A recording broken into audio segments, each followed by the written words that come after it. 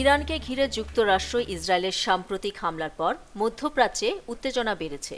বিশ্লেষকদের মতে এই সংঘাত দীর্ঘস্থায়ী হলে বৈশ্বিক জ্বালানি সরবরাহ, বাণিজ্য ও শেয়ার বাজারে বড় প্রভাব পড়তে পারে। হামলার পরপরই বিশ্বজুড়ে শেয়ার বাজারে পতন দেখা গেছে। এশিয়া, ইউরোপ ও যুক্তরাষ্ট্রের প্রধান সূচকগুলো নিম্নমুখী হয়েছে। বিনিয়োগকারীরা আশঙ্কা করছেন, সংঘাত বাড়লে অর্থনৈতিক অনিশ্চয়তা আরও গভীর হবে। সবচেয়ে বড় প্রভাব পড়েছে তেলের বাজারে। হরমুজ প্রণালী দিয়ে বিশ্বের প্রায় 1/5 তেল পরিবহন হয়। ইরানের পক্ষ থেকে এই পথ বন্ধ করে দেওয়ার হুঁশিয়ারি দেওয়ায় বাজারে উদ্বেগ বেড়েছে।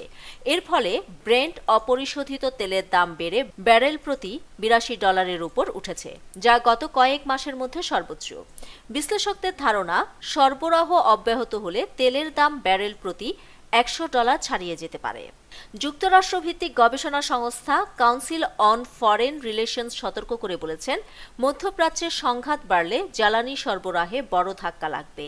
এতে মুদ্রাস্ফীতি বাড়বে এবং বিশ্ব অর্থনীতি মন্দার ঝুঁকিতে পড়তে পারে। বিশেষ করে জ্বালানি আমদানি নির্ভর দেশগুলো বেশি ক্ষতিগ্রস্ত হবে। অর্থনৈতিক বিশ্লেষকদের মতে, সংঘাত সীমিত থাকলে প্রভাব সাময়িক হতে পারে।